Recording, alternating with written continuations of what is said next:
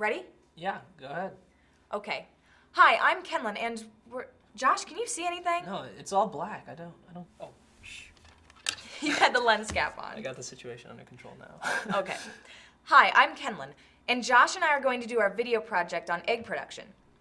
My great-great-grandfather was an egg farmer, and I had some of his old stuff, so I thought it would be interesting. We were supposed to research an industry that's experienced quite a few changes over the years, and that's true of the egg industry. Then we need to come up with our reasoning for the changes. We need to schedule some interviews and on-location shooting. We've got that all set up now. Okay, this is your part. All right. Ready? Okay. All right. We decided we would start with some background on hens and eggs, and then we're going to do a bit of history on egg production. For comparison, we'll see how things are done today, and we'll ask how things have changed. Did that sound okay? Yeah, that was good. Who's going to edit this anyway? Well, we're going to. Because my band could do some really cool songs for this. There are many varieties of laying hens, but the most common is the single-comb white leghorn. These birds have got a lot going for them. They reach egg-laying maturity early, adapt well to different climates, and are known for consistently laying a large number of white-shelled eggs. These hens also have a relatively small body size, use their feet efficiently, and can produce over 250 eggs a year. With laying hens, controlled or selective breeding is used. For parents of new chicks, hatcheries pick the strongest, healthiest birds with good egg-laying records, so they can pass on favorable genetic factors like disease resistance. While white eggs are the favorite for most of the U.S., brown-shelled eggs are now available in most markets, and they're the preference in one area of the country. The names of the original brown egg-laying hens, from which modern breeds are derived, give it away. Rhode Island Red, New Hampshire, Plymouth Rock. Oh, I know. New England? Right. And on commercial hens, their coloring tells you what color egg they will lay. If the bird has white feathers and earlobes, like the leghorn, it will lay white eggs. If it has dark feathers and red earlobes, it will lay brown eggs. So is there any difference between white and brown-shelled eggs? Besides the color? Nope, they're the same. Cooked the same and have the same high-quality protein. It's just a matter of choice, I guess. So how'd you do on egg formation? Oh, check this out. I got this from Auburn University. Cool. The hen's reproductive system consists of the ovary, where the yolk develops, and the oviduct, where the egg is completed. In the ovary are thousands of future yolks called ova. They develop one at a time, each encased in its own sac, or follicle. At ovulation, the follicle ruptures and releases the yolk into the oviduct. The yolk passes through the infundibulum into the magnum. This is where the hen will deposit a dense, shock-absorbing layer of albumin around the yolk. Then the shell membranes are formed in the isthmus. The egg is more like a blob of jello wrapped in cellophane at this point. It doesn't get its shape until it gets to the uterus. The egg spends most of its time in the uterus, where the shell is formed out of calcium carbonate. Just before laying, the egg rotates, so it will be laid large end first.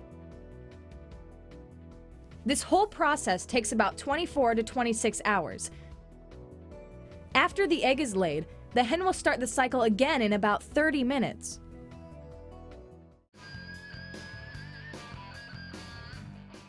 One of the main reasons the egg is so popular is due to what it offers. It's a natural, nutrient-dense food with no hormones. You can eat eggs by themselves in a variety of ways, and they're a crucial ingredient in countless recipes. Eggs contain the highest quality protein of any food, and they come in their own convenient packages. Is this your band? Yeah, isn't it awesome? Couldn't we use something less distracting? What? Well, fine. The shell of an egg is mostly made of calcium carbonate and makes up about 9 to 12% of the total weight of an egg. The shell isn't solid. There are thousands of tiny pores all over the shell surface to allow moisture and carbon dioxide out and air in. The yolk makes up about 34% of the liquid weight of an egg, and its color depends on what the hen eats. Yeah. The amount of yellow-orange plant pigments in the hen's diet will determine how yellow the egg's yolk is. Grain is the basis of the hen's diet. The type of grain varies depending on which one is most available in different parts of the country. The feed is carefully balanced to include all of the hen's needs. including calcium, vitamin D, and phosphorus for eggshells. The albumin is the thick, almost clear liquid that surrounds the yolk. This is commonly called the egg white, since it turns white when beaten or cooked. The albumin accounts for about 2/3 of an egg's liquid weight and contains just over half, about 57%, of an egg's protein. An egg is warm when it's laid, about 105 degrees Fahrenheit. As it cools, the liquid contents contract. The inner and outer shell membranes will separate at the large end of the egg and form an air cell. The size of the air cell is used for grading. There's a lot going on in an egg. Hard to believe that hens lay almost one a day. Almost. The average is over 250 eggs a year, but it hasn't always been this way. In the 1920s and 30s, egg farms were still mostly backyard systems. Many farmers had laying hens to supply their own families with eggs and would sell any extra eggs at local farmers markets. Where did you find this music? I found it in our library. As selling eggs became profitable, some farms started building up flocks of laying hens, around 400 birds. The hens roamed around outside with a coop for roosting. Living outside presented some problems, mainly with weather and predators. There were some social issues, too, within the flock. Bigger and more aggressive birds would dictate a pecking order, meaning they would eat more of the food and leave less for the other birds. At that time, the egg processing was pretty labor-intensive, as it was all done by hand. The grading and inspection was done by hand, too. This is candling, putting an egg up to a bright light so you can see inside. This was first done in front of a candle, and the name stuck. These people are looking at the size of the air cell. Grade A eggs can have an air cell up to 3/16 of an inch deep. There are different sized eggs, like extra large, large, and medium. Size is now determined by the minimum weight of a dozen eggs. Decades ago, weighing was done using a scale like this. Wooden boxes were used to transport eggs to the market, by truck or even by wagon. It took a lot of work to get an egg to the consumer, and just like today, consumers wanted fresh and economical eggs. Farmers looked at ways to increase the hen's health. A healthy hen will lay a lot of good eggs. Diseases were a big problem. Using selective breeding helped in developing healthy flocks. Parasites were another problem, and special medicines were developed to help combat them, like these gizzard capsules. I'm sure those are tasty. Controlling what the birds ate was another major step forward. Over time, this became more scientific, like this laying tonic, developed by a veterinarian. Looks like these advances helped, although the hens were only laying about 150 eggs a year, with a mortality rate of about 40% per year.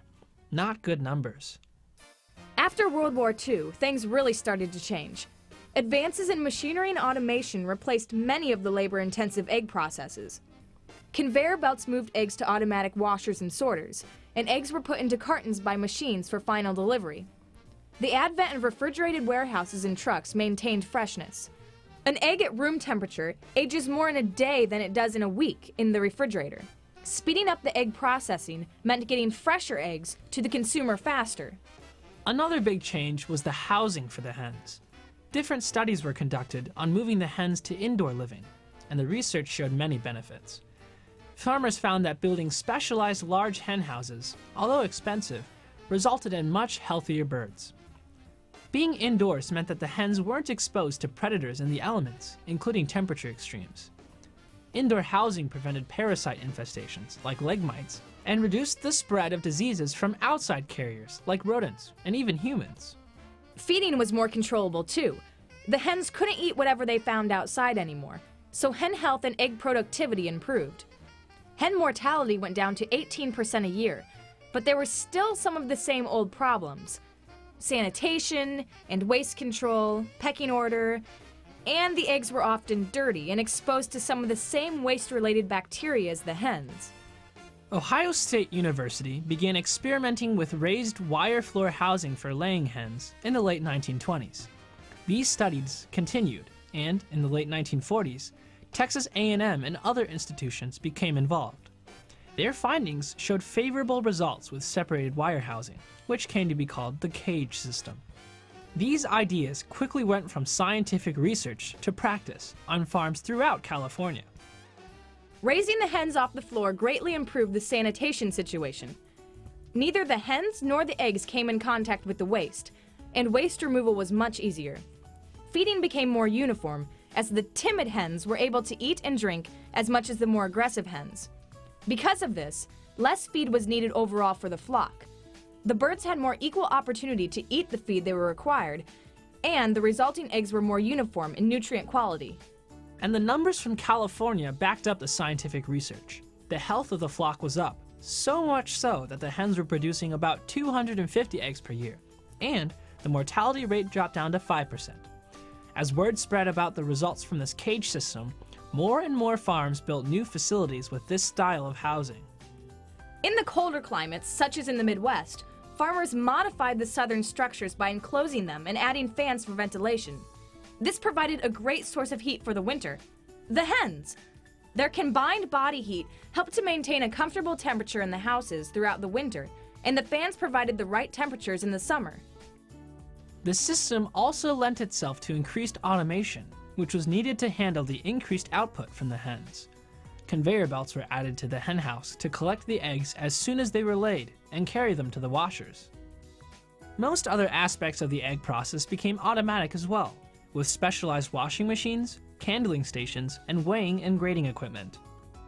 These were much more advanced than the one egg at a time scales. Interesting.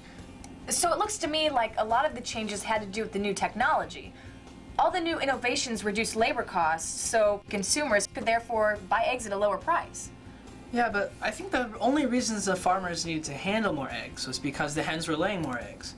I think the changes is all about the hens, how they researched and improved the housing for healthier flocks.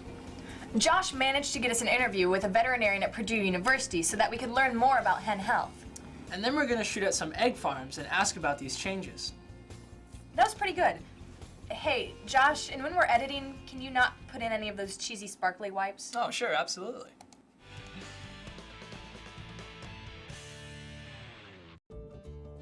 So what can you tell us about laying hen health?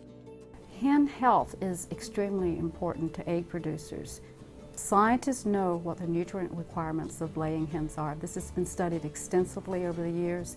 We know just exactly how much to feed these hens relative to protein, amino acids, vitamins, minerals, calcium, and phosphorus. So a hen is fed a complete diet, and it has all the nutrients needed to promote her health as well as egg production. Each housing system has its advantages and disadvantages, whether we're talking about range rearing, cage systems, hens on floors, aviaries, or whatever. And one of the advantages of the cage system is the fact that the fecal material is kept away from the hens and from the egg to allow for a safer food supply for the consumer. Another advantage of cage systems, by the fact that you can group them in small colony sizes as compared to a floor system or a range system where they're exposed to the whole interactive flock. And science has shown many times that aggressiveness is lowered in a small colony size of a few birds as compared to being exposed to the whole flock. The average chicken can probably remember round about 50 other chickens.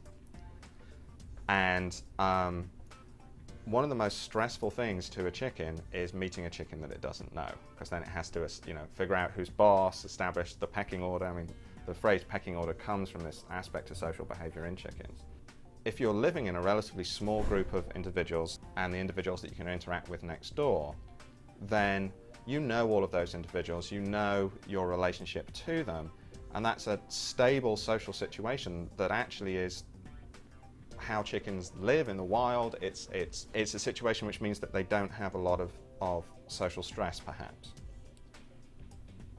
If you start housing them in much larger groups, then there's the possibility that there might be a lot more social stress. I think there are two really important things to understand about producers. They care about the animals that they look after, and they're not going to be in business for very long if they don't look after their animals well. Every system has its pluses and minuses. The cage system does really benefit many aspects of the health of the bird.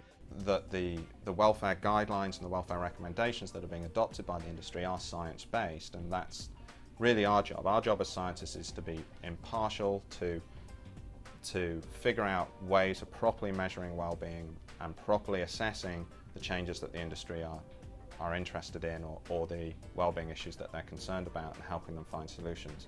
Thanks a lot. Well, thank you for coming, and good luck with your project.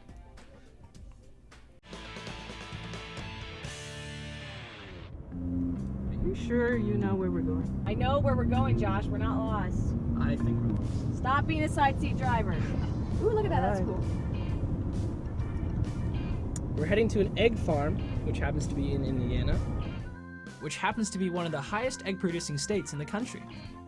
Iowa is number 1, and the other large egg-producing states are Ohio, Pennsylvania, California, Texas, Nebraska, Minnesota, Florida, and Georgia. Today, there are about 235 egg production companies in the U.S., with flocks of over 75,000 hens, and approximately 65 of those companies have over 1 million layers each. All in all, there are around 280 million laying hens in the U.S., and the population is about 300 million, so that's about 1 laying hen per person. Somewhere out there is your own personal hen. Woo! We made it! Kenlin didn't get us lost.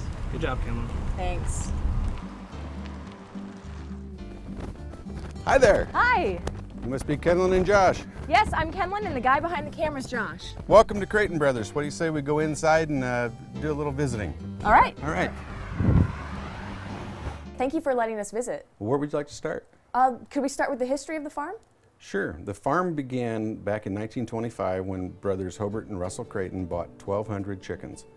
And they started by having these birds outdoors on the grass. We called it on the open range.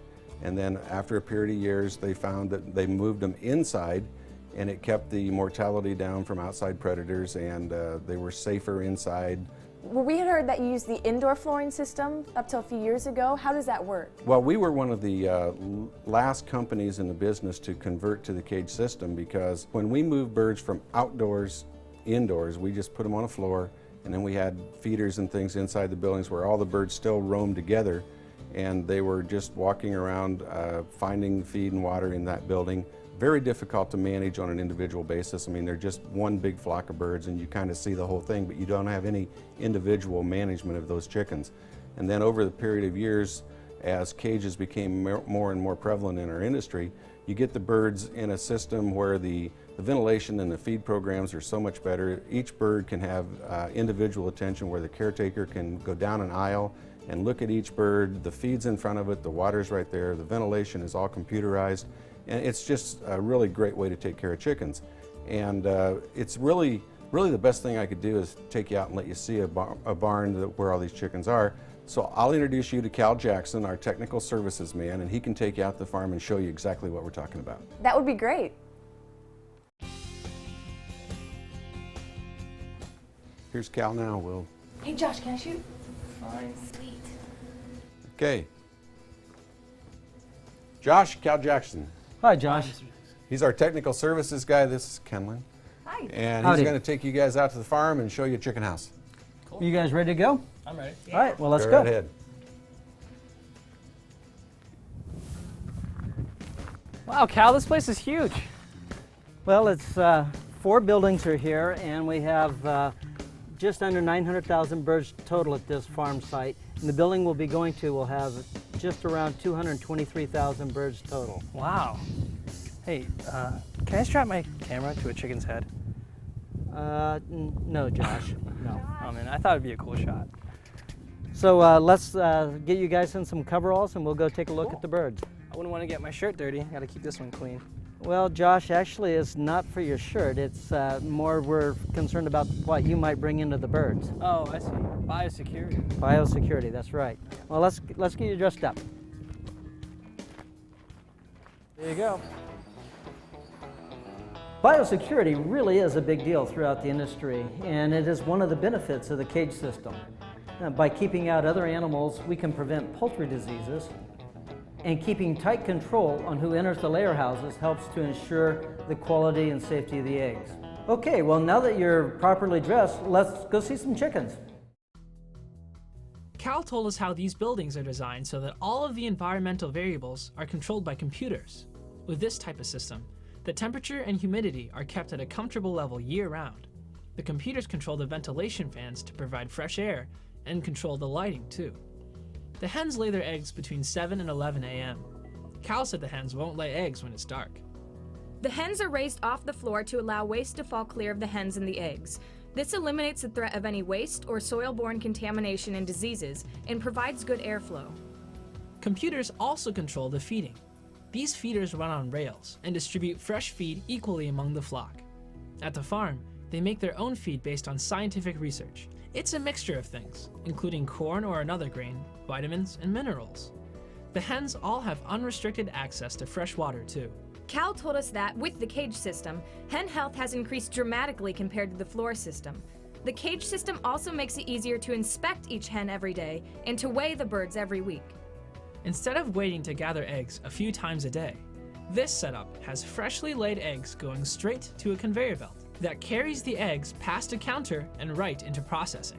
There are about 260,000 hens in this house, and each hen lays about 250 eggs per year. Based on what we've learned so far, these hens must be pretty healthy.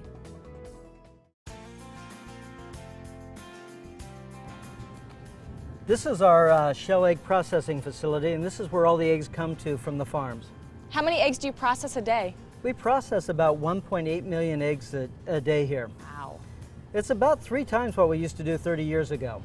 Let's go take a look. Okay. Coming, Josh?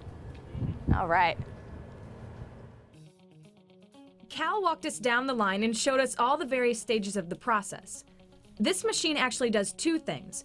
It rotates the eggs so that they're all in the same position throughout processing, and it washes them. They use a specialized solution of water and soap to clean and sanitize the eggs. The water temperature is about 106 degrees Fahrenheit. This is a dirt detection system. It used to be someone's job to look at all these eggs going past and pick out the ones that had spots of dirt on them. Now the eggs cruise right past an array of 16 different cameras. The eggs are rotated as they pass through, so the cameras can see all of the egg. The shots from the cameras are analyzed by this computer. If it sees a spot, that egg is automatically routed off to the side and back to the washer. Josh, music? We both need a good grade on this. Oh, fine.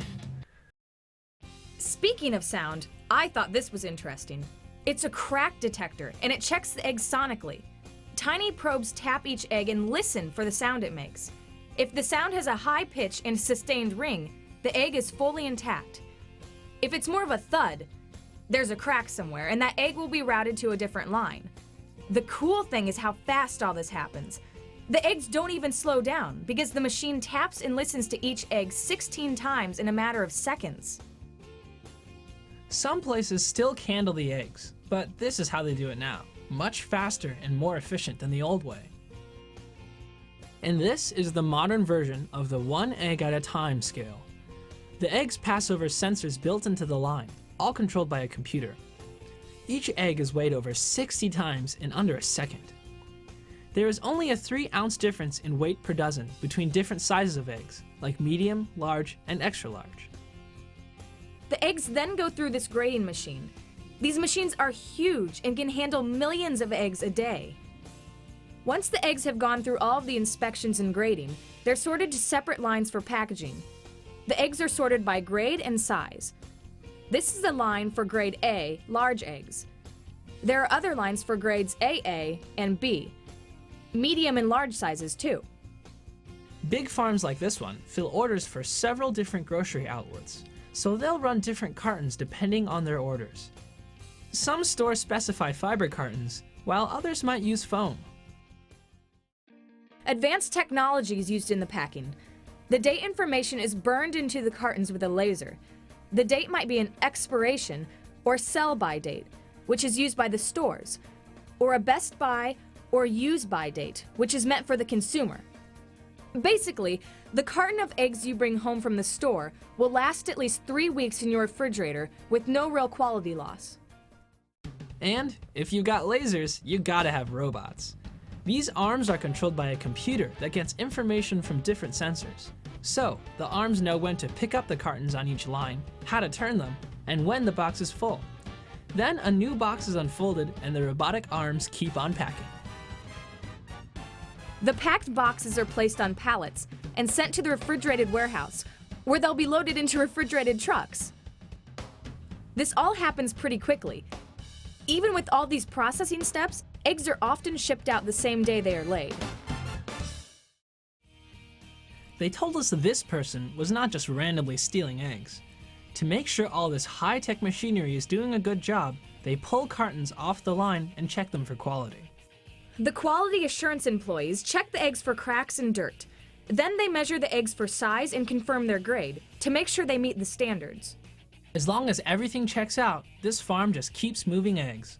A place like this will ship millions of eggs every day. And that's just at one farm. In total, the U.S. produces about 75 billion eggs a year. Almost 60% are used by consumers. About 9% are used by the food service industry. The rest are turned into egg products, which are used mostly by food service operators to make meals we eat in restaurants, and by food manufacturers to make foods like mayo and cake mixes. To offer consumers a choice, generic eggs and specialty eggs are available too, including nutrient-enhanced, pasteurized, organic, and vegetarian eggs. A small percentage of producers also sell eggs from hens raised cage-free or free-range. Even though 75 billion eggs a year is a huge number, the U.S. only produces about 10% of the world's eggs. China is the biggest producer, about 390 billion eggs per year, about half of the world's supply. Eggs are in demand all over the globe because they're a naturally nutrient-dense food with no hormones. Eggs also have the highest quality protein of any food, are both affordable and easy to cook, and can be used in many different ways. Hey, I just changed my mind. The reason for the changes in the egg industry, you and me. What?